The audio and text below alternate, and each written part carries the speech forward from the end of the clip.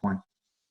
J'ai quelques images que je vais vous montrer. Comme je dis, je vais parfois passer un peu plus rapidement sur certaines images, puis peut-être aller dans ce que j'ai d'images rassemblées pour vous montrer autre chose, pour illustrer certains points.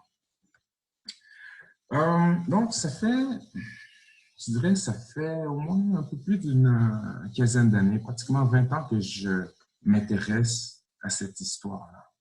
Comme je dis, j'ai étudié dans ce domaine-là et jamais j'ai vu l'histoire, la présence afrodescendante et l'esclavage ici. C'est-à-dire que ce soit au primaire, au secondaire et même à l'université.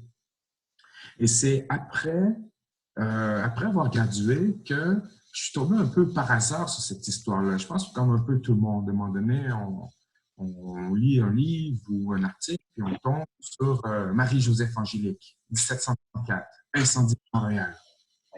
Esclave noire. Mais comment une esclave noire à Montréal en 1734? On tombe sur Olivier Lejeune, Québec, 1629, esclave noire de Madagascar. Comment esclave Gache, Québec, 1629. C'est comme ça que j'ai commencé à m'intéresser à cette histoire-là, un peu par hasard. Et à l'époque, à ma mi-vingtaine, mon seul moyen pour partager cette histoire-là, pour véhiculer cette histoire-là, c'était le rap. Tout ce que je possédais comme véhicule de communication, c'était le rap. Et donc, je me suis mis à rapper à propos de cette histoire-là. Notamment, j'ai pris une chanson qui s'appelle Québec Historique avec Karim Ouellet. Par la suite, mes chansons sont devenues une conférence que je donne encore régulièrement. Ben, vous voilà maintenant virtuellement en conférence. Mais ce n'était pas assez. Et donc, mes conférences sont devenues une visite guidée que je donne tout l'été à Québec. Et donc, on part sur les lieux de cette histoire-là. Et au passage, je voudrais saluer Rito Joseph qui fait la même chose, mais ici à Montréal. Donc, c'est un moyen de pouvoir connaître cette histoire-là, mais sur les lieux qui ont été témoins de cette histoire-là. Mais ce n'était pas assez. Et donc, l'année passée, j'ai mis sur pied une visite, qui est pas une visite, mais du moins une exposition, qui s'appelle Fugitif, qui a été présentée au Musée national des beaux-arts du Québec, à Québec, à propos des esclaves en fuite et leur description dans les journaux. Parce que quand les esclaves s'enfuyaient, dans la deuxième moitié du 18e siècle, ils étaient annoncés dans les journaux de manière très précise. Et donc, ici au Québec, on n'a pas d'image, on n'a pas de peinture des esclaves, mais on a des descriptions précises de ce à quoi ils pouvaient ressembler et de leur habillement aussi. Et donc, je suis parti de ces descriptions-là pour faire cette exposition-là, pour faire des grandes images, pour montrer à quoi ces personnes ressemblaient, montrer des personnes afrodescendantes dans le passé, mais aussi pour montrer le processus de résistance des esclaves ici. Parce que, puisqu'il n'y avait pas beaucoup d'esclaves, le seul moyen de résister à l'esclavage était la fuite. Ou, dans le cas de Marie-Joseph Angélique, parce qu'on ne sait pas, Marie-Joseph Angélique, si elle a vraiment mis le feu ou pas, mais si elle a mis le feu, je pense qu'il faut célébrer cet aspect-là, parce que c'est une personne qui a résisté à l'esclavage ici. Et donc, je dirais ma dernière initiative en date pour démocratiser l'accès à cette histoire-là, c'est un livre jeunesse qui s'appelle Le Grain de sable, à propos du parcours d'Olivier Lejeune. Et donc, le Grain de sable est un livre jeunesse, un livre illustré, afin que les gens puissent connaître l'histoire d'Olivier Lejeune, mais dès un jeune âge, pour comprendre qu'il y a une présence africaine et afro-descendante au Québec, au Canada, depuis l'époque de la colonie française, depuis l'époque de Samuel de Champlain. Et donc, voilà. Vous voyez un peu déjà le titre de la présentation. Je parle « Histoire de la présence noire et de l'esclavage au Québec ». Parce que c'est deux choses différentes. Et vous savez comme moi que l'esclavage n'est pas une identité et qu'il y a une histoire noire en dehors de l'esclavage. Avant, pendant et après l'esclavage, une histoire de liberté, une histoire de fierté, une histoire de force. Et donc, pour moi, il est important de séparer les deux. Donc, parler de cette présence afro-descendante africaine et de l'esclavage. Parce que l'esclavage ici a duré environ 170 ans, de 1629 au début des années 1800. Et sur ce laps de 170 ans-là, on parle de 4185 esclaves répertoriés dans notre histoire, selon l'historien Marcel Trudel, qui, dans les années 1950, a compilé ces différents noms, qui est arrivé au chiffre de 4185, qui publie dans Le siècle d'esclavage au Québec en 1960. Toutefois, Marcel Trudel travaillait avec les outils de l'époque. Donc, Trudel, ces chiffres ne sont pas nécessairement exacts, mais on n'a pas d'autres chiffres. Donc, pour l'instant, c'est ce qu'on doit utiliser comme chiffre. Et ça nous permet d'avoir une certaine proportion de l'esclavage versus ce qui s'est passé aux États-Unis, dans les Antilles, au Brésil, en Amérique centrale, en Amérique du Sud, etc. Sur ce 4185 esclaves répertoriés, on compte 2683 autochtones, 1443 personnes afrodescendantes et africaines et 59 personnes dont la dite ethnicité n'est pas spécifiée. Donc, 2 tiers d'esclaves autochtones, 1 tiers d'esclaves noirs. Donc ici, l'esclavage était surtout un esclavage des personnes autochtones. On les appelait les panis. Une panie sous panis. Et ces panis, les esclaves autochtones étaient approvisionnés dans ce qui est maintenant le Midwest américain. Tu vois, Missouri, Michigan, Kansas, tout ça, tu vois. Et donc, c'était, à l'époque, la Nouvelle-France s'étendait jusqu'à là. Et c'était les confins de la Nouvelle-France. Donc, c'est les nations autochtones qui étaient alliées de la Nouvelle-France. Et la Nouvelle-France était en guerre contre d'autres nations autochtones. Ils étaient saisis, faits prisonniers, amenés jusqu'à Détroit, Montréal, Québec. Les esclaves, même si, et en fait, panier est un terme générique, hein, parce qu'ici, il y avait des esclaves sioux. On va retrouver beaucoup d'esclaves sioux, des esclaves apaches, ceux qu'ils appelaient des renards, des ojibwés. Et donc, quelle que soit la nation autochtone, ils étaient toujours appelés paniers. Les esclaves noirs, eux, venaient pas directement d'Afrique. Même quand ils sont qualifiés comme étant nés en Afrique, ils passaient toujours soit par les Antilles ou les 13 colonies qui allaient devenir les États-Unis, Boston, New York, Philadelphie. En fait, ils ne venaient pas directement d'Afrique, ou rarement, parce qu'en fait, les bateaux négriers ne se rendaient pas jusqu'ici. Ce n'était pas rentable pour les bateaux négriers de se rendre jusqu'ici. Et donc, ces bateaux négriers faisaient l'aller-retour entre Afrique, Brésil, Afrique, Antilles, Afrique, 13 colonies. Et les gens qui voulaient des esclaves noirs ici devaient soit se rendre dans ces lieux, ou encore les commander à des personnes qui connaissaient là. Et donc, on connaît quelqu'un, mettons, à Haïti ou en Martinique, bon, écoute, j'aimerais avoir des esclaves, un homme, une femme. La femme sait bien cuisiner, l'homme s'y connaît en agriculture, puis idéalement, qu'ils aient eu la rougeole et la variole. Comme ça, ils n'auront pas. Donc, ça fait une plus-value. L'esclave noir, de par sa rareté, coûtait 2 fois plus cher que l'esclave autochtone. Et il y aura plus d'esclaves autochtones sous le régime français, il y aura plus d'esclaves noirs sous le régime anglais à cause de l'arrivée des loyalistes, ceux qui sont restés loyaux envers la couronne d'Angleterre pendant la Révolution américaine. Et donc, ils vont venir ici avec leurs esclaves. L'esclavage ici n'est pas de nature économique comme ailleurs dans les Amériques. Il n'y a pas de plantation de coton, d'indigo, de tabac, il n'y a pas de cacao, il n'y a pas de canne à sucre ici. Et donc, les esclaves qui sont ici servent principalement dans les maisons. C'est un esclavage domestique.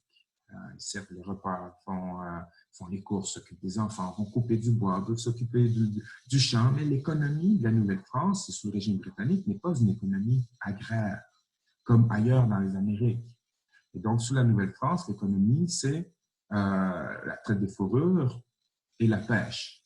Donc, on n'a pas besoin d'être des centaines et des centaines pour faire fonctionner cette économie-là, comparé à une plantation de tabac ou une plantation de canne à sucre, parce que ça prend beaucoup de gens, ça prend une force humaine pour pouvoir faire rouler cette économie-là. Et donc, souvent, les gens qui sont un peu, je dirais, des négationnistes de l'esclavage ici, Ils vont dire, ouais, mais c'est un esclavage gentil, c'est un esclavage. Je parlais avec un historien, il me dit, oh, on les nourrissait, on les habillait, on les logeait. Le fait qu'il n'y ait pas beaucoup d'esclaves ici n'a rien à voir avec une quelconque supériorité morale des gens ici versus le reste de l'Amérique. J'appelle ça la théorie de l'ère magique de la vallée du Saint-Laurent. Comme si les gens qui étaient ici ne faisaient pas partie de la même époque et des mêmes mentalités que des gens qui allaient coloniser le reste des Amériques. Donc, ce n'est pas une quelconque supériorité morale, c'est une question climatique. C'est-à-dire que si on avait la température pour avoir des plantations de canne à sucre, on aurait eu l'esclavage. Si on avait la température pour avoir du café, du coton, on aurait eu le même type d'esclavage parce que c'était ça la mentalité de l'époque. Et donc, la raison pourquoi on a moins d'esclaves ici, eh bien, c'est climatique. Donc, les gens ont des esclaves pour être dans les maisons, mais pas nécessairement pour cultiver des grands champs, faire rouler l'économie. Bon.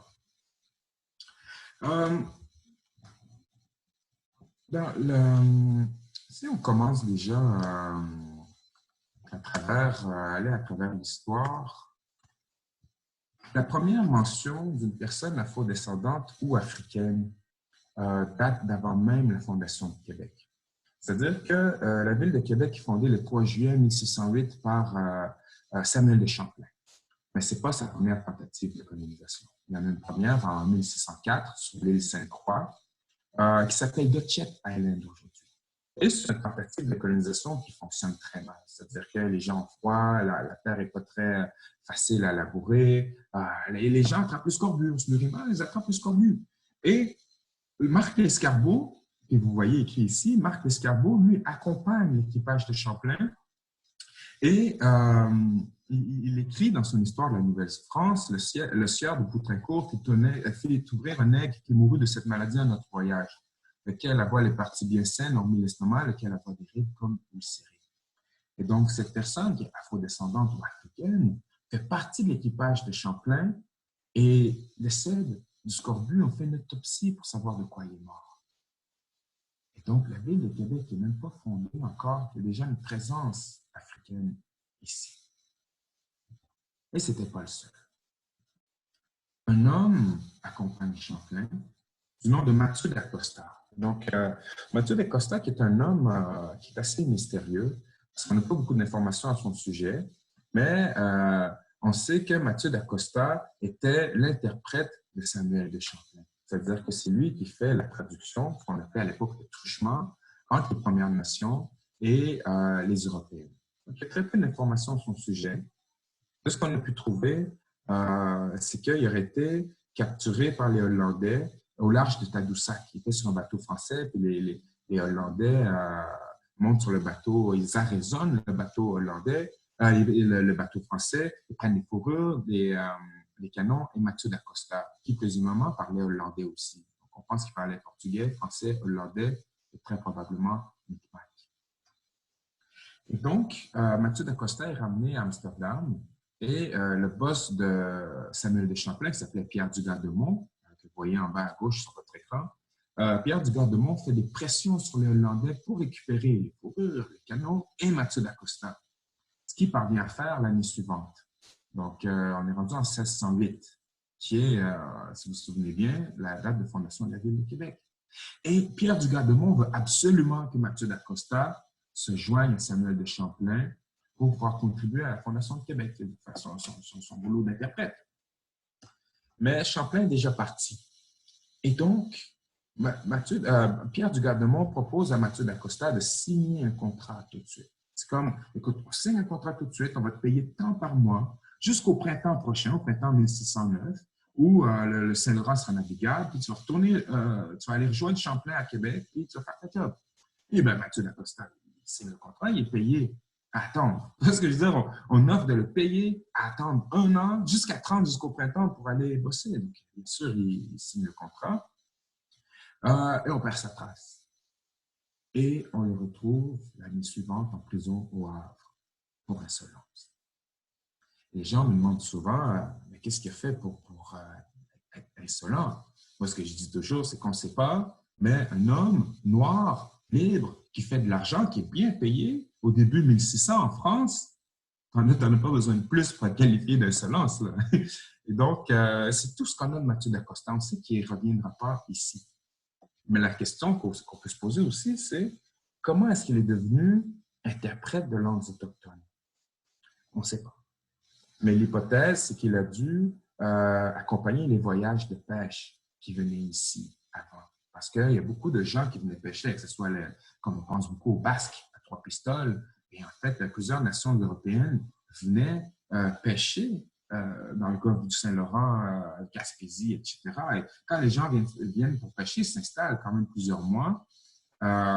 Et durant ces mois-là, il y a des échanges avec les Premières Nations. C'est possible que Mathieu Dacosta ait appris un langage comme ça. Il y a encore beaucoup de travail à faire pour pouvoir reconstruire ce personnage, de reconstruire un peu la trame narrative de Mathieu Dacosta.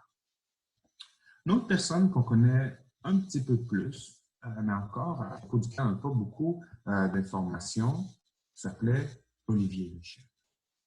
Olivier Lejeune est réellement le premier Africain à vivre de manière permanente au Canada. Parce que la personne anonyme de l'île Sainte-Croix décède, Mathieu Dacosta vient, repart, mais Olivier Lejeune reste ici toute sa vie. En 1629, les frères Kirk prennent la ville de Québec et ils renvoient toute l'élite de la colonie en France, les Jésuites, les Récollets, tout ça. Et ils amènent avec eux un jeune esclave malgache, donc de Madagascar. Ils le vendent à un traître à l'époque qui s'appelait le Bailly, qui collabore avec les Britanniques. Les Kirk sont des corsaires britanniques. Ils vendent ce jeune homme 50 écus.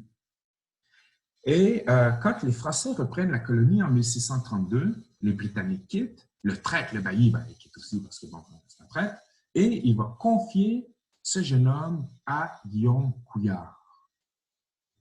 Et bon, pour les gens qui écoutent en ce moment, je ne sais pas si Couillard, vous êtes familier?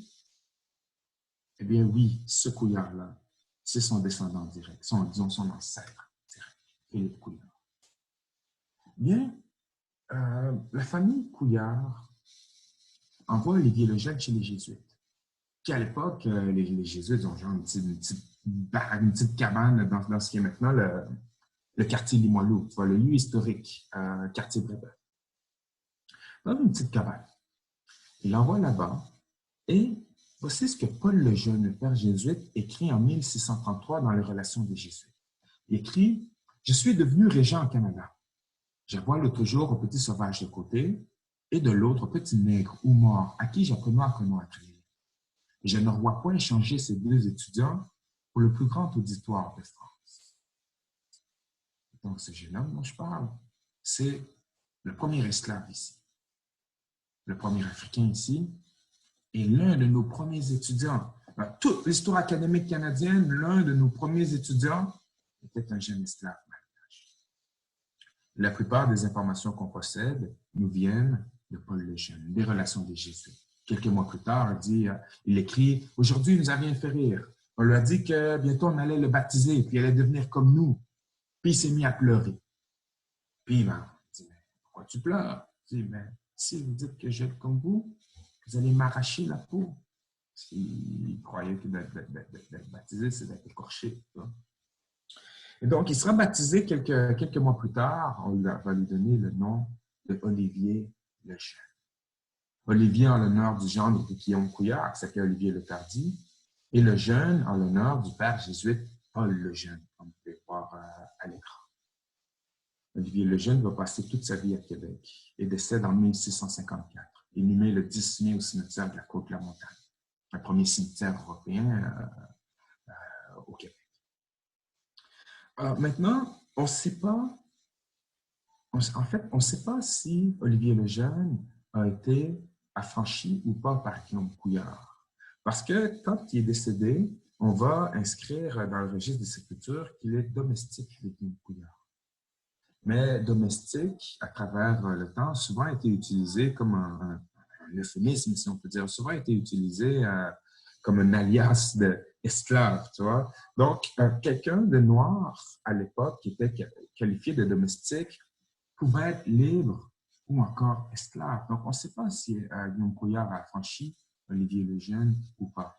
Et souvent, les gens vont dire, ah, puisqu'il a été, on l'a envoyé à l'école, il était bien traité ou on a eu beaucoup de considération pour lui. La question n'est pas là. On l'a envoyé à l'école pour pouvoir apprendre la langue et pouvoir être baptisé. Tu vois, donc, je ne sais pas comment on l'a envoyé au collège privé, là, à l'université. Tu sais.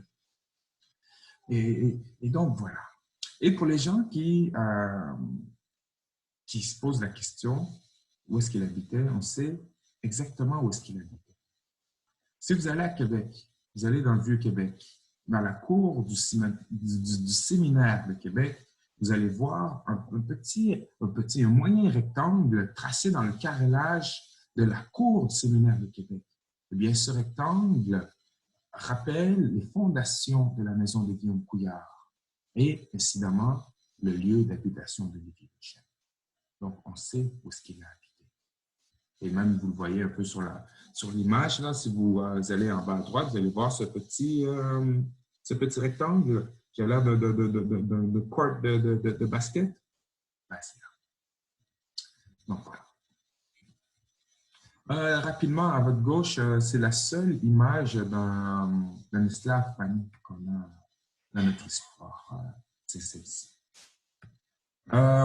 Bon, je vous ai épargné parce qu'il y a beaucoup d'informations, puis je vois que le temps court vite. Donc, déjà, à partir des années 1680, on a plusieurs communications entre la métropole et la colonie, la Nouvelle-France, par rapport à l'esclavage. Tu vois, en 1684, c'est la guerre contre les Haudenosaunee. C'est ce qu'on appelait les Iroquois. Mais Iroquois, ce n'est pas le nom dont eux-mêmes s'appelaient. On appelle ça un exonyme. C'est-à-dire que les Français sont arrivés, ils ont appelé Iroquois selon leurs ennemis, les ennemis des Haudenosaunee, qui les appelaient comme tels. Toi, pour certains, ça veut dire le peuple serpent, pour d'autres, ça veut dire ceux qui nous mangent.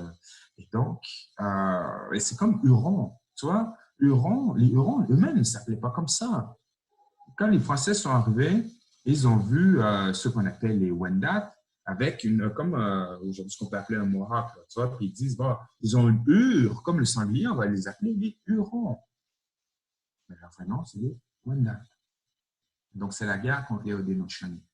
Et le gouvernement de Nouvelle-France, le gouvernement de la France, la métropole, écrit au gouverneur Brisé de Denonville pour lui dire, bon, écoute, essayez de ne pas les tuer. Ce sont des gens qui sont forts, grands, robustes. Faites-les prisonniers.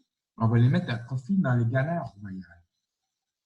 Et donc, on va se saisir d'une cinquantaine de membres de la Confédération des Haudenosaunee qu'on va envoyer en France, dans les galères royales.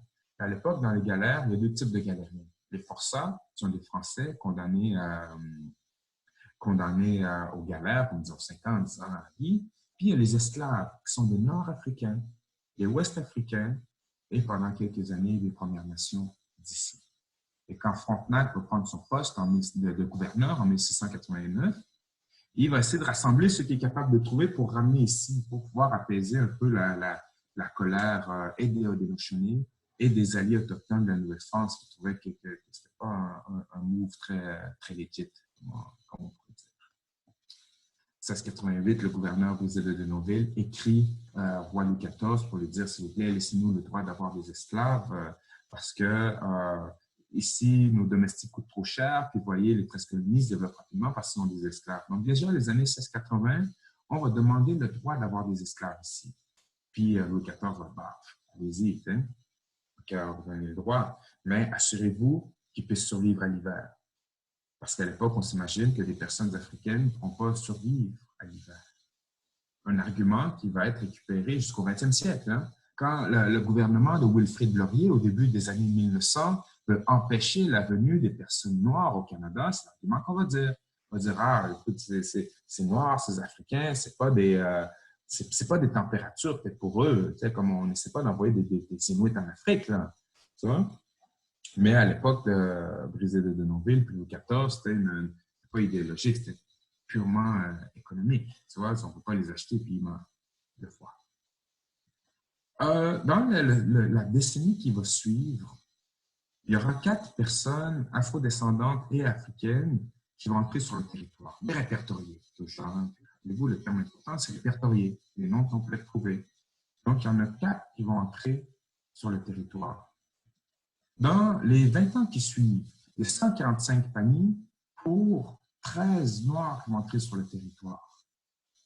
Et si on veut faire un comparatif pour le même laps de temps, on parle d'environ 30 000 Africains qui vont entrer sur le territoire des Antilles françaises. Donc, vous voyez qu'ici, ce n'est pas la même proportion.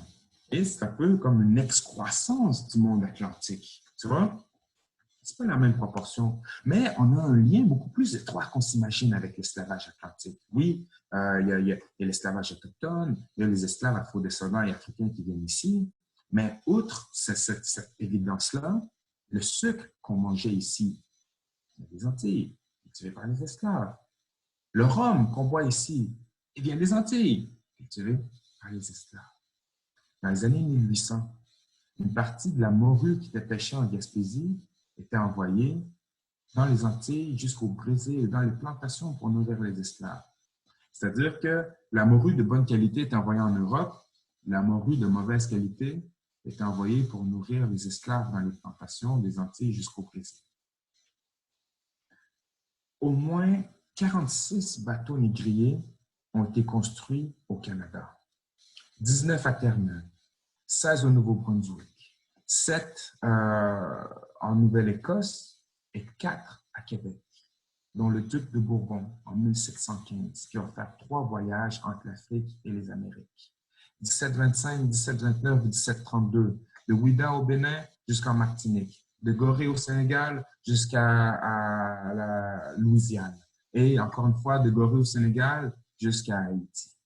Donc, environ 1000 esclaves vont être transportés dans le duc de Bourbon en 3 voyages.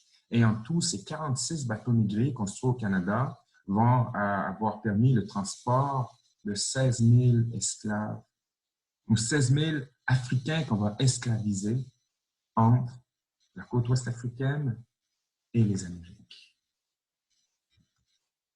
Bon, je vous épargne l'ordonnance de l'intendant Rodot parce que le temps file.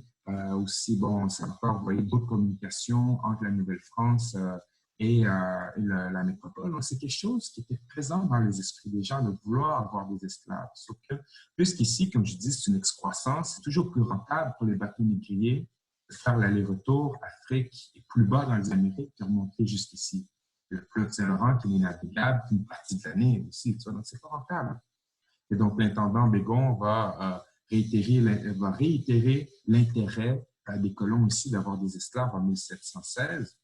Et il est à noter que le père de l'intendant Bégon, quand il était intendant de Martinique, va contribuer à l'écriture du Code noir de Louis XIV en 1685. Bon, l'intendant, encore, je vous passe ça aussi. Donc, vous voyez juste un graphique pour illustrer cette proportion-là. Donc, on parle de 2683 autochtones pour 1443 noirs, puis 1%, donc 59 personnes dont on connaît la provenance. Distribution par ville. Vous voyez, il y a près de 1000 esclaves à Québec, 1525 esclaves à Montréal. Et ça, c'est toujours selon les chiffres de Marcel Trudel. Il faut prendre avec un grain de sel parce que Trudel, en 1960, lui, il part de la posture que toute personne noire dans le passé est esclave, où qu'elle se trouve. Ce qui est totalement faux. Au moins 4% de la population afrodescendante et africaine au Québec était libre à l'époque de l'esclavage. Bon, 4%, c'est pas beaucoup, mais quand même, c'est important de le mentionner. Hein? Et donc, dans ces chiffres-là, il est possible, même il est très probable que Marcel Trudel y ait inséré des personnes qui étaient libres, mais qu'il a calculées en tant qu'esclaves. Donc, vous voyez, ce qui est intéressant, c'est que si on compare Québec et Montréal, on voit qu'il y a plus d'esclaves noirs à Québec qu'à Montréal, environ une cinquantaine. Et il y a beaucoup plus d'esclaves autochtones que d'esclaves noirs, d'esclaves autochtones à Montréal qu'à Québec. Tu vois, pratiquement même plus que le double. Parce que Montréal était plus proche de la zone d'approvisionnement des esclaves autochtones. autochtone. Tu vois, donc, si tu viens du Midwest américain puis des Grands Lacs, tu arrives à Montréal avant Québec. Et si tu viens des Antilles par bateau, tu arrêtes à Québec avant Montréal. Et Montréal était le centre économique de la Nouvelle-France. Québec était le centre politique. Donc, économique, donc on utilise les esclaves autochtones pour la traite de fourrure beaucoup. Tu vois, et Montréal était un comptoir important, ou du moins une ville importante où se passait ce trafic-là. Et Québec, le centre politique, ben, les esclaves aussi aident à montrer le statut social. Tu vois ce que je veux dire? Comme les gens ont des esclaves pour frimer aussi. Puisque l'esclave noir coûte 2 fois plus cher, ben, l'endroit où est-ce qu'on a à frimer plus, c'est au centre politique, où est-ce que le gouverneur général est, etc. Donc, bon, les distributions urbaines, rurales, 60-40, bon, nombre de femmes, c'est environ 50-50 hommes-femmes, tout esclaves confondus. Maintenant, on regarde chez les Autochtones, c'est environ 60% femmes, 40% hommes, et l'inverse chez les Noirs, 60% hommes, 40% femmes. Bon. Un esclave autochtone coûtait en moyenne 400 livres. Un esclave afrodescendant ou africain, environ 900 livres. L'esclave noir coûte le double, même plus du double de l'esclave autochtone. Parce qu'entre autres, encore une fois, il est considéré comme étant plus robuste, plus fort, vit plus longtemps et plus rare, aussi plus difficile de se le procurer. Tout ça fait que l'esclave coûte 900 livres, l'esclave noir 900 livres, l'esclave autochtone 400 livres. Un soldat gagne en moyenne 108 livres par année. Vous voyez, un esclave noir coûte 9 ans de salaire pour un soldat.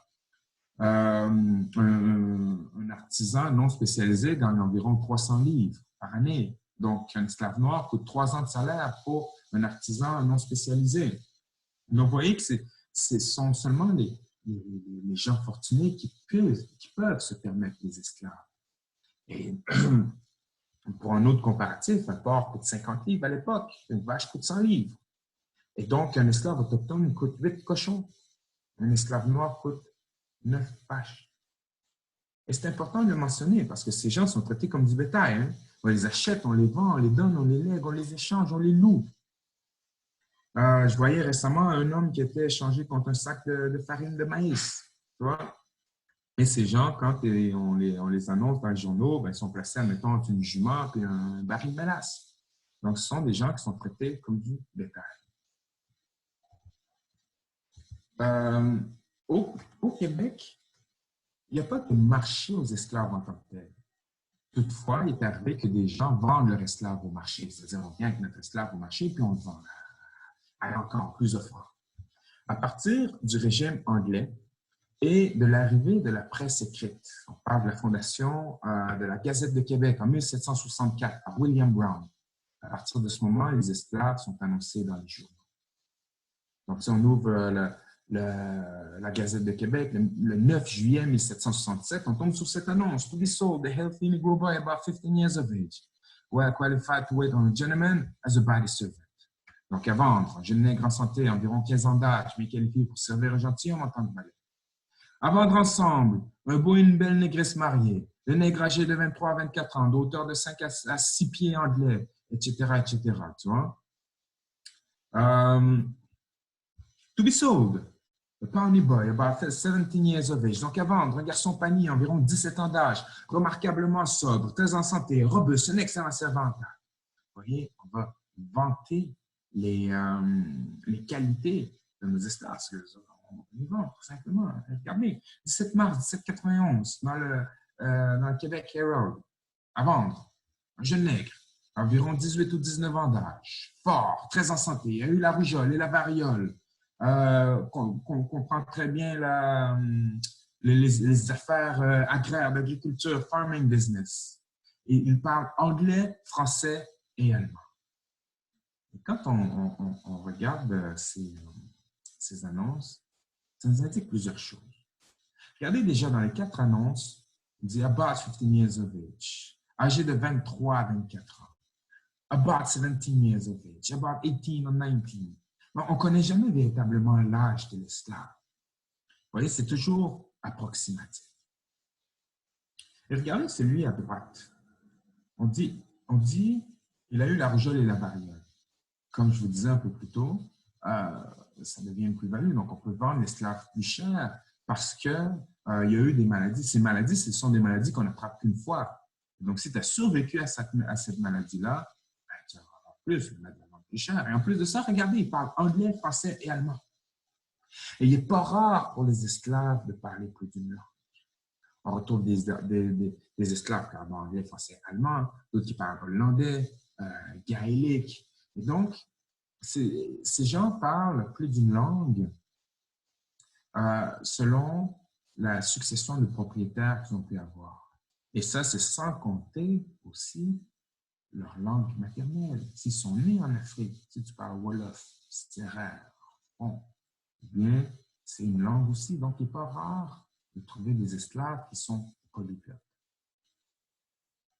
Comme je vous ai mentionné un peu plus tôt, ici, il n'y a pas une démographie assez large d'esclaves pour pouvoir faire une rébellion armée.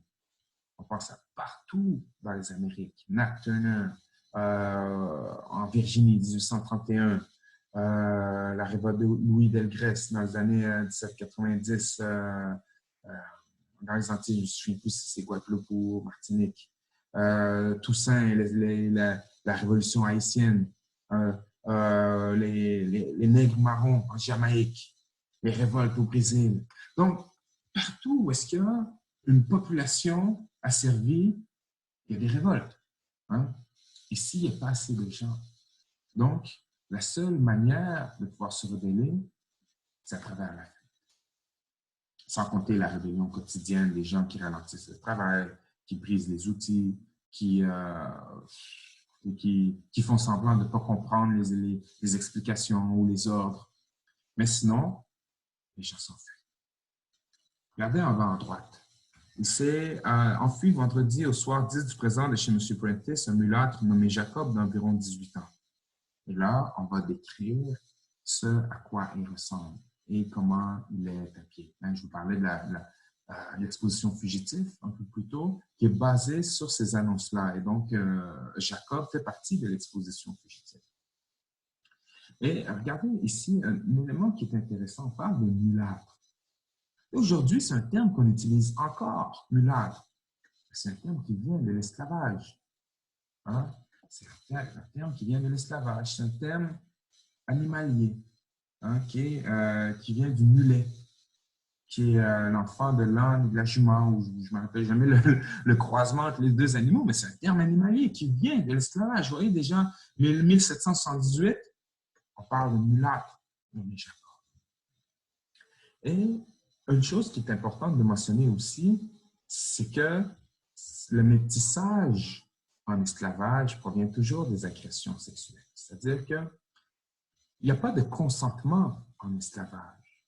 Et le nombre de métis qu'on retrouve partout dans le monde atlantique, mais le nombre de métis qu'on retrouve même ici, au Québec, nous indique comment c'est une pratique courante, comment ces violences sont courantes dans l'esclavage. Donc souvent, quand les gens veulent nous dire « oui, c'est un esclavage soft », écoutez, je veux dire, on parle de ces questions de violence sexuelle, on parle de démembrements familiaux, etc. Donc, il faut faire attention quand on utilise ces termes. Maintenant, regardez en haut à gauche. Il s'est enfui de l'imprimerie de Québec dimanche soir, un nègre nommé Joe, né en Afrique, environ 20 ans d'âge. On regardait à votre droite. Il s'est enfui de l'imprimerie de Québec mardi dernier, un nègre nommé Joe, né en Afrique, âgé d'environ 21 ans. En bas à gauche, il s'est enfui de l'imprimerie de Québec.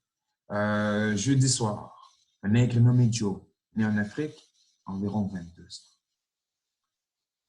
Ce sont différentes annonces pour une même personne. Il s'appelait Joe. Et Joe, c'est l'esclave à propos duquel on a le plus d'articles parce que Joe se sauve tout le temps. Joe est né libre. Hein? Joe est né en Afrique, on le voit, né en Afrique. Donc, il est né libre. Très probablement, peut-être, à moins qu'il soit né esclave en Afrique, mais très probablement né libre.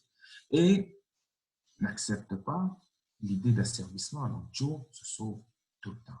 Il sauve, on le rattrape. Il sauve, on le rattrape. Il sauve, il s'en va dans un bateau. Il s'enfuit sur un bateau. On le descend du bateau. On le met en prison. Et on le fouette en prison. Il sort de prison, se sauve, on le rattrape. Il sauve, il sauve encore dans un bateau. On le rattrape. On le met en prison. Fouette en prison. Se sauve de prison. Et rattrapé. Job va se sauver au moins 10 fois. Et rattrapé 10 fois. On aurait aimé qu'il puisse être rattrapé seulement 9 fois, mais Job va finalement mourir esclave.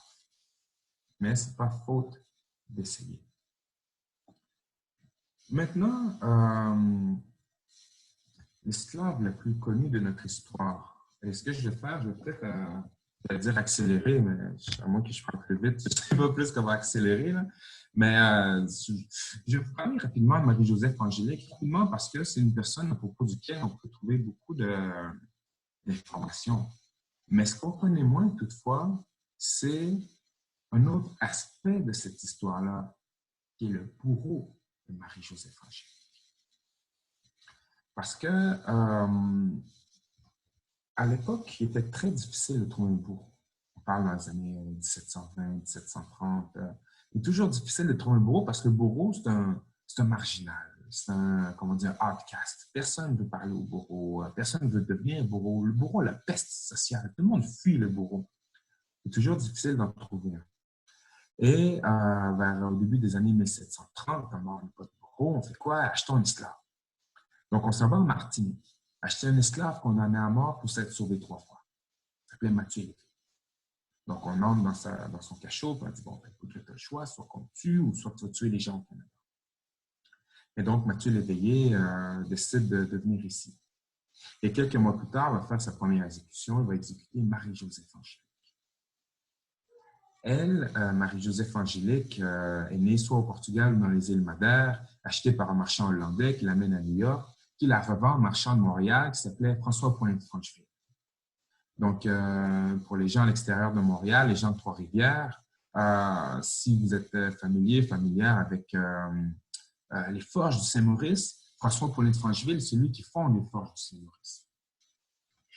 Et donc, François Poulain de Francheville décède au début des années 1730 et lègue tous ses biens, dont les forges, dont Marie-Joseph Angélique, à sa veuve, Thérèse Cohan, dite la veuve de Francheville. Et apparemment qu'elle et Marie-Joseph Angélique ont une relation très tendue. C'est très probable parce que la nuit, François Poulain de Francheville abusait de Marie-Joseph Angélique. Et celle-ci décide de s'enfuir. Février 1734, avec son amoureux, Jacques-Claude Thibault, qui était de Montréal, qui était blanc. Ils se sauvent ensemble. Ils sont rattrapés dans le coin de Chambly. Et Jacques-Claude Thibault est envoyé en prison. Marie-Joseph Angélique est envoyée chez sa maîtresse, Thérèse Cohan. Le 10 avril 1734, le feu éclate chez la veuve de Francheville et se propage à une 50aine de maisons dans Montréal. Quand les gens commencent à réfléchir à l'incident, à ce qui s'est passé, ils se disent, ouais, tu ne te souviens pas, le feu qui est parti chez la veuve de Francheville, tu ne te souviens pas qu'elle s'engueulait tout le temps avec Marie-Joseph Angélique, ouais, puis tu ne te rappelles pas qu'elle a essayé de se sauver il y a 2 mois, c'est elle, c'est Marie-Joseph Angélique, elle a mis le feu pour couvrir sa fuite. Et donc, elle est arrêtée et condamnée à mort, condamnée sur la foi du témoignage d'un enfant de 5 ans. L'enfant dit, oui, je l'ai vu mettre le feu. Condamné à mort, avoir les mains coupées, être brûlé vive et ses cendres répandues au vent. Toutefois, à l'époque, quand on est condamné à mort, même quand on est esclave, on peut faire appel de la sentence. Donc, il fait appel de la sentence à Québec, au palais de l'intendant. La sentence est commuée à être pendu, brûlé et ses cendres répandues. Donc, elle n'a pas les mains coupées, il ne sera pas brûlé. Le matin du 21 juin, Mathieu Léveillé, le bourreau, entre dans le cachot de Marie-Joseph Angélique et lui applique le brodequin. Le brodequin, c'est une technique de torture où est-ce qu'on attache les jambes ensemble, très serrées, avec des planches. Donc, on attache ensemble, on enfonce des coins pour faire éclater les jambes, pour susciter une confession. Parce qu'à l'époque, on dit qu'on n'exécute jamais les innocents. Fait qu'on va torturer jusqu'à ce que tu dises que tu l'as fait, si tu nies le délit. Ce que Marie-Joseph Angélique a fait, elle dit « je ne l'ai pas fait ». Donc, on va le torturer, enfonce les coins. Et tout de suite, elle est comme « oui, je l'ai fait ». Donc, elle va confessé, en guillemets, au crime, mais on continue parce qu'on veut qu'elle dénonce son amoureux, Jacques-Claude Thibault, ce qu'elle ne va jamais faire. L'après-midi du 21 juin 1734, Mathieu Léveillé Mathieu Léveillé amène Marie-Joseph Angélique sur la place publique dans un chariot à déchets où est-ce qu'elle est pendue, brûlée et ses cendres répandues au vent. C'était sa première exécution, Mathieu Léveillé. Ce qui va le plonger dans une profonde dépression. Ça, si on pense rapidement là, Mathieu Léveillé, c'est un esclave, un bourreau. Il était noir. Donc, il est 3 fois ostracisé d'office. Juste une de ces intersections-là t'exclut de la société. Donc là, il est 3 fois marginal.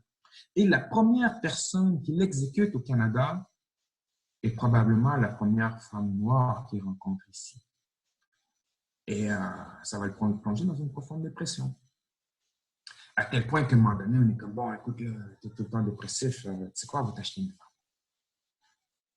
Et donc, on s'en va en Martinique, acheter une esclave condamnée à mort pour s'être sauvée 3 fois. Elle s'appelait Angélique. Et donc, on l'achète, on la ramène à Québec. Et arrivé à Québec, Mathieu Léveillé est malade. On ne veut pas les présenter pour ne pas contaminer l'achat.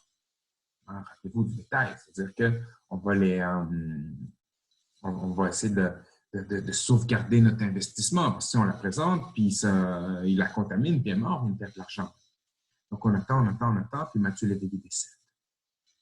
Donc, on enterre. Angélique Denise est revendue à un marchand de Québec qui s'appelait Étienne Charles. Par la suite, quelques années plus tard, donc une vingtaine d'années plus tard, 25 ans pour être exact, c'est la bataille des Plaines d'Abraham, 1759. Et un an plus tard, Montréal capitule devant le commandant britannique Jeffrey Amherst, le 8 septembre. Et l'article 47 de l'acte de capitulation de Montréal dit que les nègres épanouis des 2 sexes resteront à leur qualité d'esclaves à la possession des Français et Canadiens à qui ils appartiennent. Leur sera libre de les garder à leur service dans la colonie ou de les vendre. Ils pourront aussi continuer à faire élever dans la religion romaine. Et donc, l'esclavage est assez important lors de la conquête britannique de la Nouvelle-France que ça fait partie de l'acte de capitulation de Montréal, à l'article 47, comme on a perdu, mais laissez-nous nos esclaves.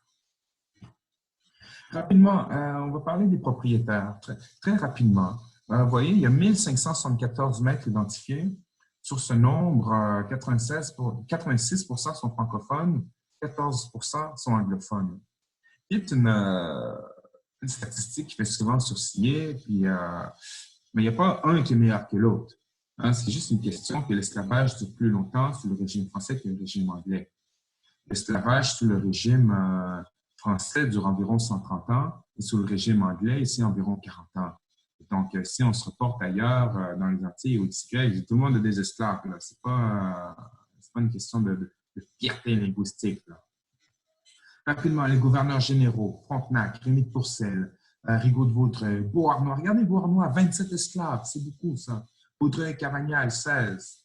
Les intendants, Gilles Leclerc, François Bigot, les gouverneurs particuliers, Claude Ramsay, Charles Lemoine de Longueuil, et son frère, Jean-Baptiste de Bienville, qui va devenir gouverneur de la Louisiane, et celui qui va instaurer le Code noir de Louisiane en 1724. Ou avec Berthelot de Beaucourt, chez les militaires et citoyens, l'ingénieur des fortifications de Québec et de Montréal, quand vous aviez des fortifications, maintenant c'est fini, mais cet ingénieur avait 7 esclaves.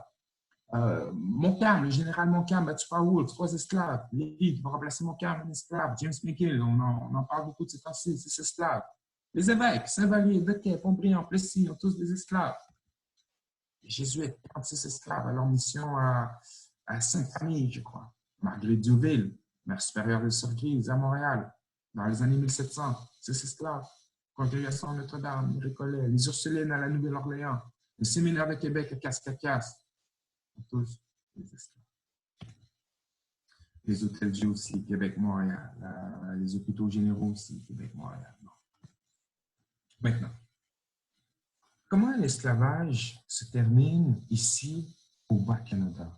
Parce que pour ce qui est de l'Amérique du Nord britannique, c'est-à-dire au Canada, qui est maintenant l'Ontario, au Bas-Canada, Québec, Nouvelle-Écosse, Nouveau-Brunswick, île du Prince-Édouard, ils ont tous des moments différents de fin de l'esclavage. Donc, c'est ce qui est particulier, c'est que chacune des régions a dealé différemment avec son esclavage. Ici, c'est entre autres à cause de personnes, j'ai envie de dire, moi, plutôt plus important de dire, c'est grâce à deux personnes, Charlotte Tryon et James Monk.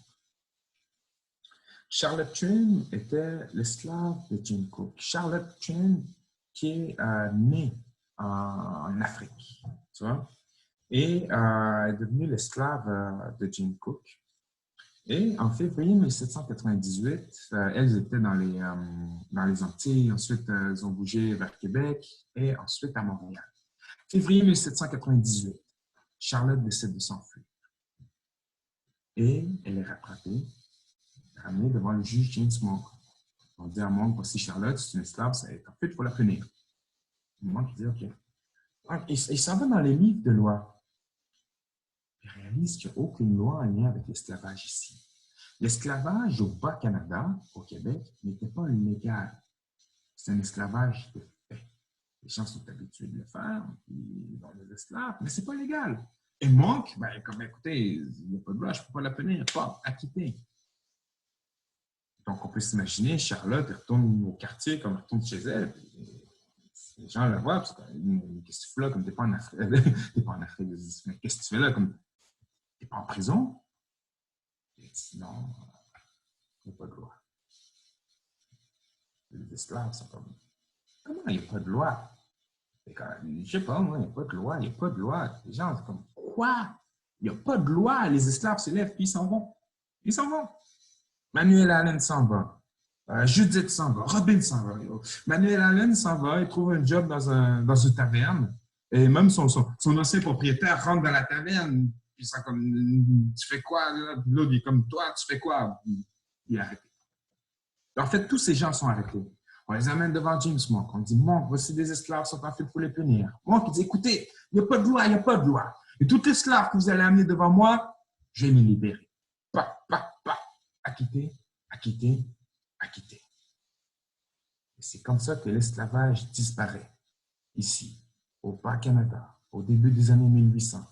Parce que Charlotte a le courage de fuir et Monk a l'intégrité d'appliquer cette absence de loi. Et on peut se demander quelles sont les motivations de Monk. Et c'est ça qui est mystérieux, on ne sait pas. On ne sait pas. Est-ce que Monk avait des sympathies abolitionnistes ou était tout simplement intègre par rapport au livre de loi? Mais nonobstant, ce soit une position ou pas, l'esclavage disparaît. C'est pour ça qu'on ne parle pas d'abolition de l'esclavage ici, mais d'une disparition. Parce que l'esclavage va être officiellement aboli le 1er août 1834. En fait, le 28 août 1833 au Parlement britannique, mais appliqué le 1er août 1834. Et donc, nous, notre jour de l'émancipation au Canada, tu sais, récemment, on parlait beaucoup de Juneteenth aux États-Unis, bien, notre jour qu'on devrait célébrer ici au Canada, c'est le 1er août. Et d'ailleurs, à partir de 1834, c'était une fête qui était célébrée à Montréal, dans le Haut-Canada, en Nouvelle-Écosse. Tout le monde célébrait le 1er août avant. C'est quelque chose qu'il faudrait remettre de l'avant. Et donc, notre date officielle de l'abolition de l'esclavage, 1er août 1834. Mais ça fait déjà une trentaine d'années que l'esclavage a amorcé cette disparition ici. Vous voyez, aux États-Unis, on parle de 1865. Donc, ça fait un écart d'une soixantaine d'années. Et c'est comme ça que, surtout à partir des années 1830, 40, etc., et surtout à partir de 1850, du passage du Fugitive Slave Act aux États-Unis, qu'il y a plus de 30 000 esclaves américains qui ont fui les plantations pour venir se réfugier ici au Canada, à travers notamment ce qu'on appelle l'Underground Railroad, le chemin de fer clandestin. Mais curieusement, c'est l'histoire dont tout le monde se rappelle, c'est l'histoire qu'on raconte dans l'histoire officielle, comment le Canada était un refuge pour les esclaves américains. Puis on a comme oublié de parler des esclaves qui étaient ici depuis Champlain. Bon. On peut comprendre que la décision de Monk n'était pas très appréciée de la part des propriétaires d'esclaves de Montréal. Et donc, ils vont engager un homme pour les représenter. Et cet homme s'appelait Joseph Papineau. Si Papineau vous est familier, c'est le père de Louis-Joseph Papineau, le célèbre patriote. Et Joseph Papineau, quand il va être élu au Parlement, avec son premier salaire en 1792, il va s'acheter un esclave du nom de Prince. Et donc, c'est lui qu'on va charger de représenter les intérêts esclavagistes au Parlement. Il va passer une loi pour donner un cadre légal à l'esclavage. Mais la loi va être repoussée, puis il est trop tard. Les esclaves à garder en esclavage, ils sont partis. Donc voilà comment l'esclavage disparaît ici. Maintenant, ce que je vais faire, je vais vous parler peut-être, vous raconter un ou deux derniers épisodes, puis ensuite on va passer aux questions. Comme ça, je pourrais répondre à vos questions pendant peut-être une trentaine de minutes. L'esclavage prend fin, début des années 1800. Mais comme on dit, l'esclavage disparaît, mais les mentalités qui ont permis cette pratique demeurent. Donc, c'est pas facile. Il n'y a pas beaucoup de mobilité sociale, tu vois. Et les gens pour qui s'en tiraient peut-être le mieux étaient les gens qui étaient souvent des esclaves spécialisés. Tu vois, ils avaient développé un talent, comme je sais pas, moi, je pense à César Journeau, qui lui était distilleur, il avait appris à distiller, donc il a pu se travailler pour un distilleur ou encore se faire une distillerie, tu vois. Il y a un autre ancien esclave qui a un parcours très intéressant qui s'appelle John Trim. Vous voyez sa signature en bas à droite. Trim, lui, est né esclave et a été affranchi en 1793. Il va se faire un commerce de jambon salé.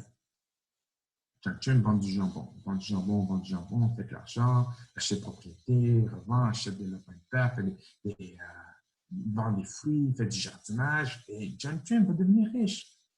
Il va passer du statut d'esclave à homme riche en quoi? Peut-être une dizaine d'années. Et John Trim se marie au début des années 1800 avec Charlotte. Comme vous vous souvenez, Charlotte qui s'est enfuie, ils se marient ensemble. Charlotte décède au début des années 1800.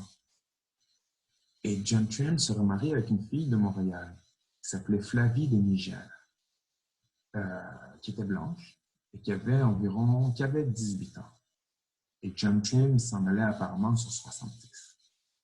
Ils vont avoir des enfants, qui vont avoir des enfants, qui vont avoir des enfants, qui vont avoir des enfants, qui vont avoir des enfants. Et aujourd'hui, les descendants de John Trim habitent toujours la région de Montréal. Ils s'appellent les Mallettes et sont blancs.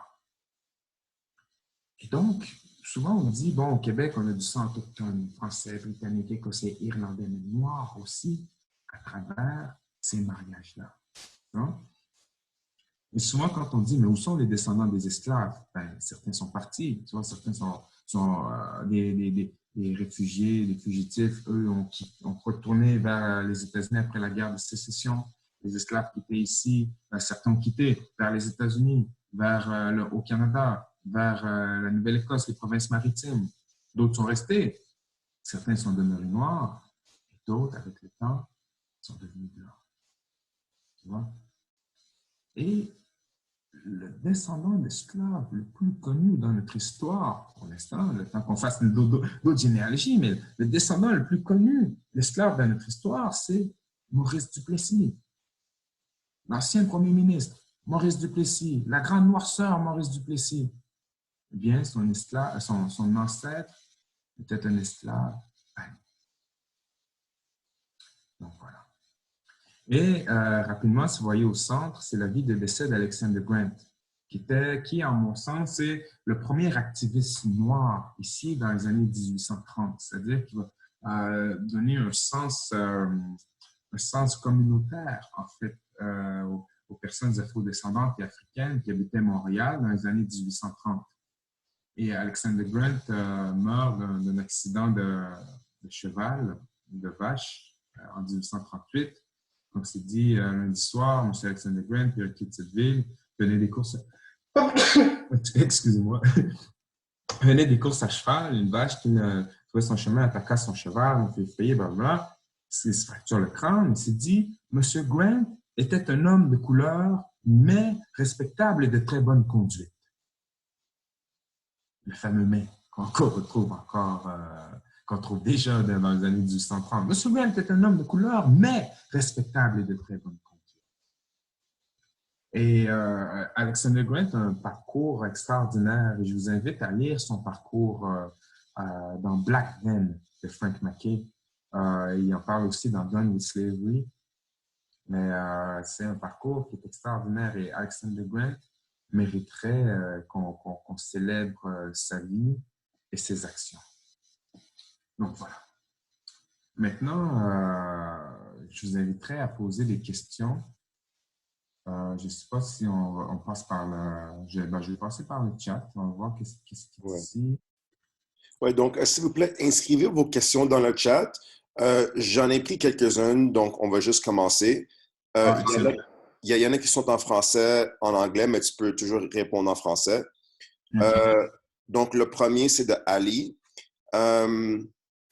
Sans minimiser l'aspect français et anglais sur l'esclavagisme, ici trop méconnu de l'histoire, je voulais savoir si tu avais des données sur l'esclavagisme, entre les nations autochtones avant et pendant la présence européenne. OK.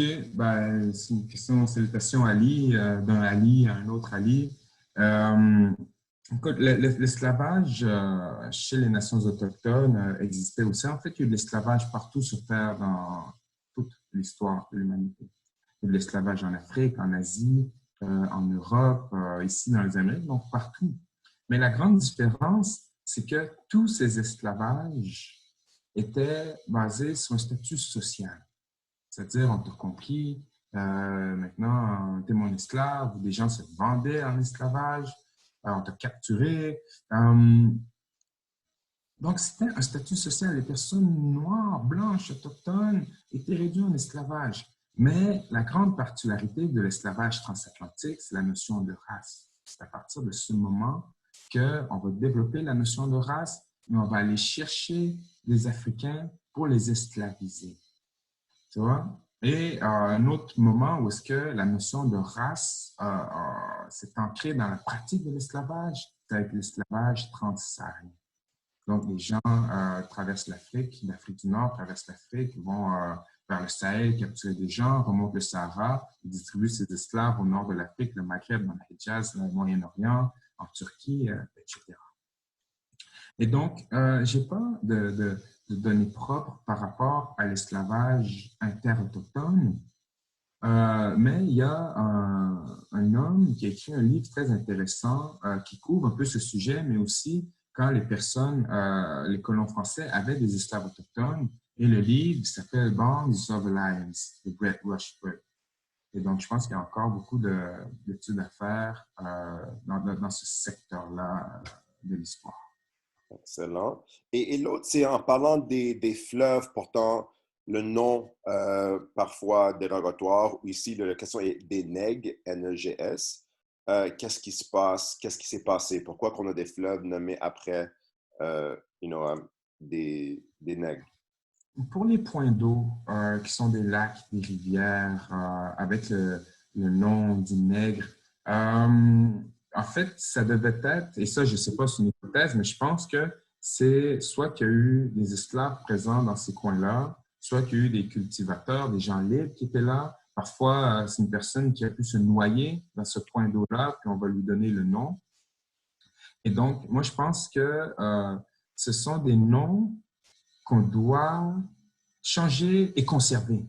C'est-à-dire, on n'a pas d'appeler ça genre le cap à nègre, Mais je pense que si on, on change le nom, il faut lui donner un nom approprié avec cette histoire-là. Ça ne peut pas devenir passer du cap à nègre au cap aux oies. Je pense qu'il faut qu'on puisse garder une trace, genre, admettons, nommer le cap au nom de la personne qui est décidée de dérouler ce cap-là, admettons, parce que sinon, on efface cette présence complètement de notre histoire.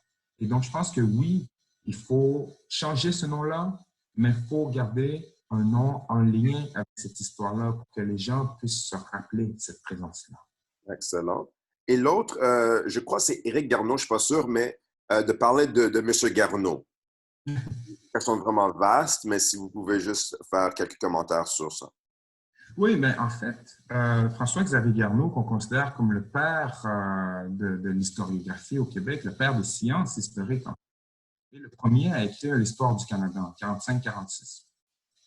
Et ce qui est particulier avec Garneau, c'est que lui va écrire l'histoire du Canada d'un point de vue de construction identitaire politique face au rapport Durham et les rébellions de 1837-38.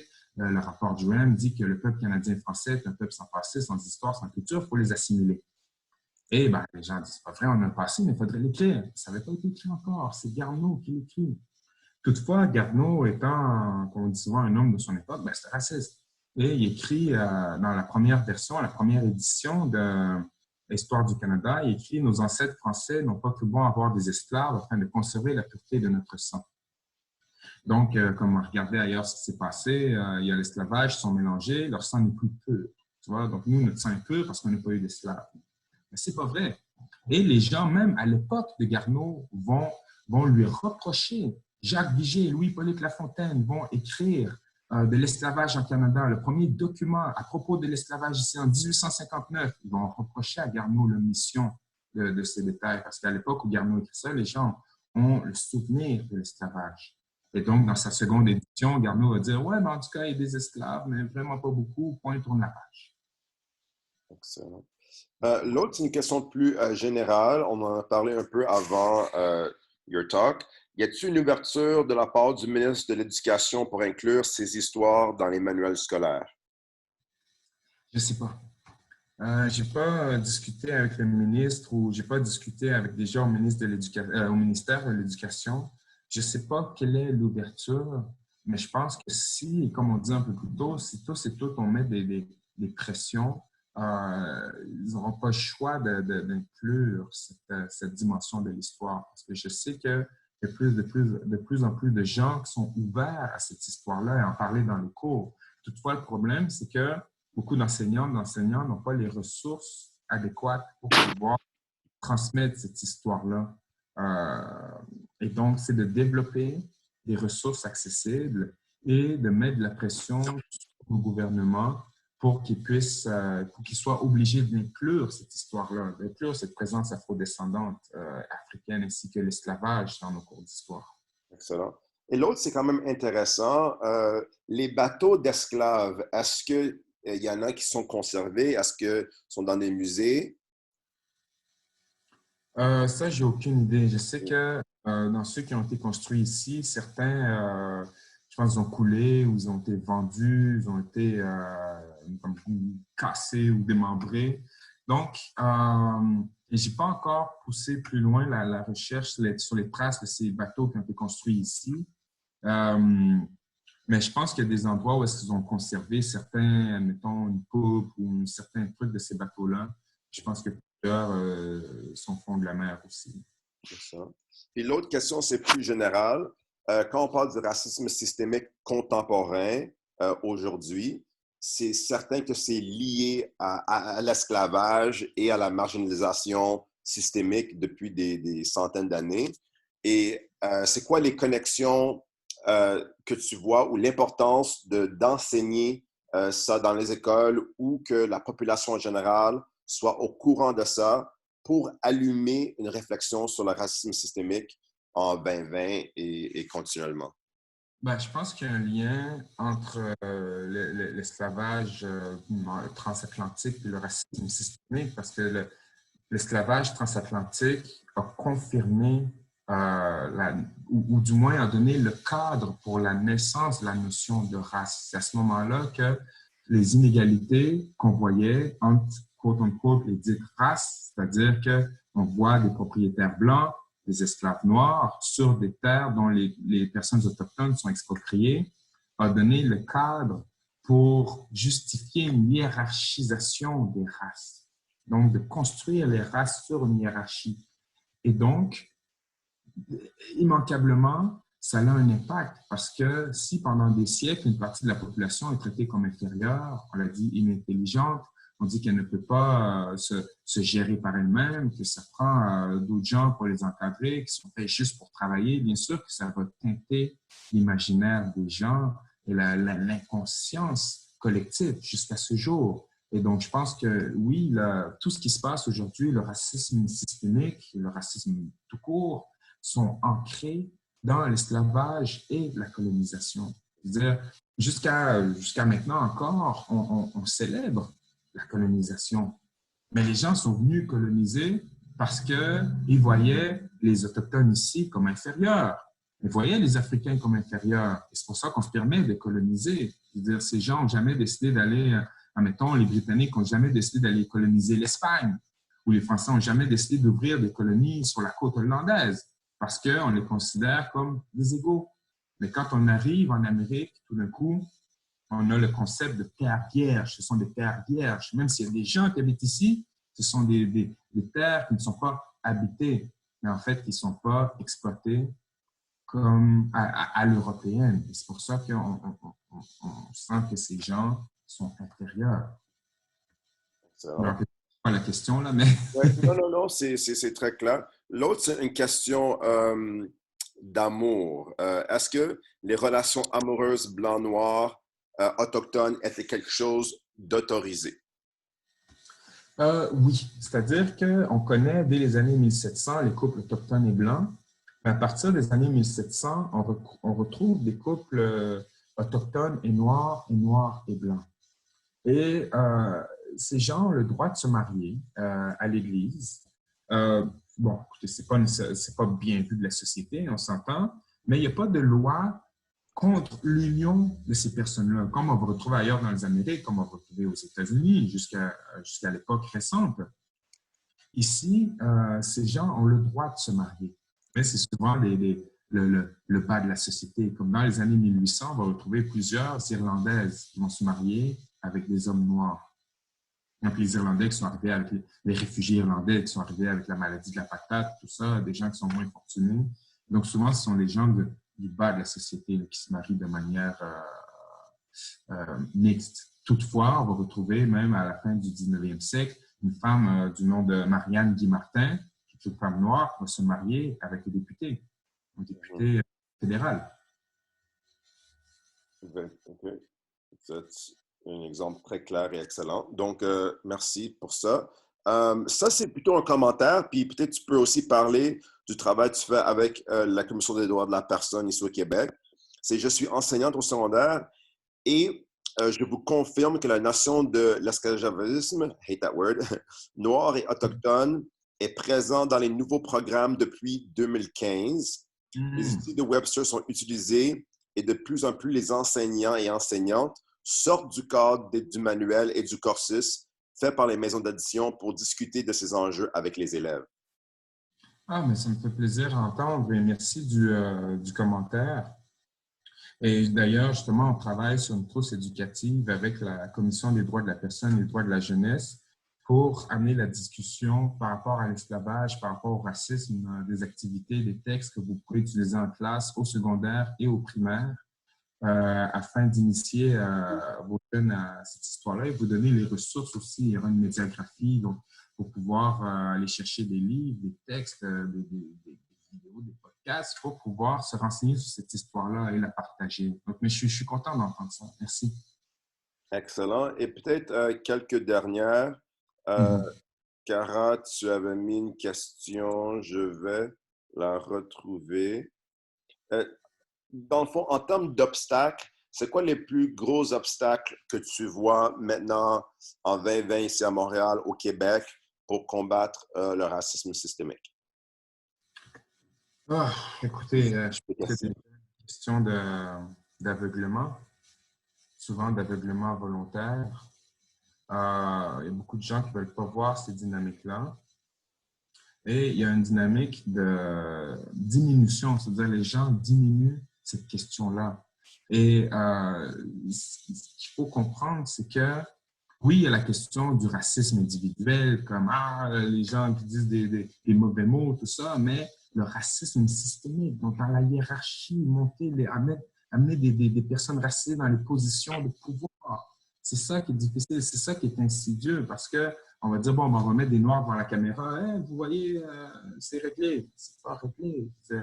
Ça prend des gens partout. D'avoir des ministres afro-descendants, c'est pas suffisant. Ça prend un premier ministre. Ça prend des gens en direction des commissions scolaires. Je veux dire, combien de recteurs d'universités sont afro-descendants, africains ou racisés au Québec? Combien?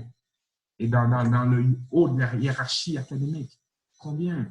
Dans le système de police aussi, dans le système carcéral, avocats, juges. Donc, c'est partout, dans toutes les sphères de la société. Pour moi, c'est ça qui est une tâche gigantesque. Et si les gens ne se rendent pas compte de ces questions-là, qui ne se rendent pas compte de leurs propres privilèges aussi, ben, écoutez, je pense que c'est un obstacle majeur. Hein. Mhm. Et tu avais parlé un peu, mais les opportunités, que ce soit éducation et autres, mais peut-être tu peux plus élaborer sur les grandes opportunités pour déconstruire le racisme. Ben, je pense que ça revient à ce que je viens de dire, c'est-à-dire que chaque personne où elle se situe doit penser à ce qu'elle peut faire pour déconstruire. Mhm. C'est-à-dire que c'est quelque chose qui atteint chaque secteur. Et donc, une personne qui est dans le milieu hospitalier doit voir qu'est-ce qu'elle peut faire à partir du milieu hospitalier pour le faire. Une personne qui est dans l'enseignement, une personne qui est dans la production télévisuelle, etc. Donc, parce que puisque ça concerne tout le monde, eh bien, ça se situe partout. Et donc, pour ma part, moi, je pense qu'un meilleur apprentissage de l'histoire va nous permettre de normaliser, en guillemets, cette présence-là. Parce que c'est encore perçu comme anecdotique, c'est encore perçu comme une anomalie. Ça ne fait pas partie encore de la trame narrative collective, cette présence afrodescendante et africaine dans notre histoire. Et donc, moi, je me situe d'un point de vue historique parce que c'est ce qui m'intéresse, mais je pense que quand toute personne va avoir développé des repères afro-québécois et canadiens, on aura un sentiment ou une vision, peut-être une perspective plus complète de nos identités plurielles. C'est vraiment une bonne réponse. Merci. Euh, on va prendre peut-être une ou deux autres. OK. On a parlé de if you have any questions. Okay, so here's a question, but it's in English. It's about repatriation or reparations. Est-ce qu'il y a des familles ou des États ou des pays qui ont encore le bénéfice d'avoir des revenus directs ou indirectement from reparations? I don't know if that's a clear question, but... Oui, je comprends. Et en fait, je ne sais pas, mais ce que je sais, c'est que je veux dire, l'Europe, les États-Unis se sont construits sur le dos de l'esclavage, sur des terres autochtones, sur des ressources africaines et américaines. Je veux dire, et ça, c'est très clair. Je pense que c'est quelque chose qui doit être réglé, la responsabilité de l'Europe face à l'Afrique, face aux Amériques, responsabilité des États-Unis aussi. Et chacune des nations face à leur population esclavisée. Donc, et en fait, quand on parle de réparation, écoutez, je ne sais pas comment ça peut s'articuler. Puis je pense qu'il y a plein de gens qui se penchent là-dessus, comme est-ce qu'il faut donner l'université gratuite pour toute personne descendante d'esclaves? Il faut donner un montant? Est-ce qu'il faut contrôler comment ce montant-là est dépensé pour que ça puisse rester dans la communauté? Et donc, je pense que ce sont des questions sur lesquelles les gens se penchent, mais il faut régler cette question-là parce que ces inégalités, aujourd'hui, ces inégalités raciales sont malheureusement trempées dans cette histoire-là. Ces inégalités économiques sont trempées dans cette histoire-là. Et donc, tant qu'on n'est pas capable de faire le tour de cette question-là, je pense qu'on va tourner en rond ou en ovale. Excellent. Deux autres rapides. in English, what was the name of the descendants of John Trim that is still alive in Montreal? Ce sont les Mallettes. Mallettte, je pense. Mais si vous allez voir dans Done with Slavery, je pense, de Frank Mackay, vous allez avoir la référence. Excellent. Mais je pense que c'est Mallettte. Excellent. Et dernièrement, quelques personnes avaient parlé de l'exposition. Et est-ce que ça va avoir lieu encore et où? Et si les gens veulent voir l'exposition peut-être en ligne, est-ce qu'il y a une possibilité? Oui, donc je dirais la COVID a eu raison de l'exposition parce qu'elle était supposée de débuter en juin au Musée des Beaux-Arts de Montréal. Elle est repoussée. À ce qu'on me dit, c'est repoussé, donc c'est pas annulé. Je n'ai pas de date encore sur le report de cette exposition-là, mais elle va avoir lieu. D'après moi, ça risque d'être plutôt vers 2021. Mais à partir de août-septembre prochain, elle sera en ligne en collaboration avec la Commission des droits de la personne. Donc, les gens pourront faire le tour des œuvres, des annonces aussi, mais avoir accès à des textes et des balados donnant un contexte historique à chacune de ces personnes-là. Excellent, excellent. Et puis, donc, on veut vraiment vous remercier je pense que c'était tellement instructif. On a tellement de beaux commentaires. Merci beaucoup, Webster, pour tout ce que tu fais pour la communauté, pour l'éducation que tu nous apportes. C'était très apprécié. Et pour tout le monde qui veut s'engager, on va partager les informations que Webster a sur, que ce soit ses programmes, ses projets sur Montréal en action. Tu peux toujours suivre aussi Webster sur les médias sociaux de plus. Et nos cours, ils sont gratuits. Donc, si jamais tu veux faire un don ou tu veux supporter Montréal en action, même si c'est quelques dollars, c'est toujours apprécié. Puis, c'est ça. À Webster, encore une fois, merci beaucoup. Ça fait plaisir. Merci de m'avoir invité. C'est vraiment apprécié. All right. Donc, merci tout le monde. Et si vous avez des questions additionnelles, je suis certain qu'on peut vous assister. Et puis, Webster, on va mettre tout sur son info de ses médias sociaux. Donc, s'il vous plaît, suivez son chemin et supportez-le. Si on reste unis, on va avoir beaucoup plus de succès. Donc, merci tout le monde. Merci. Peace. Peace.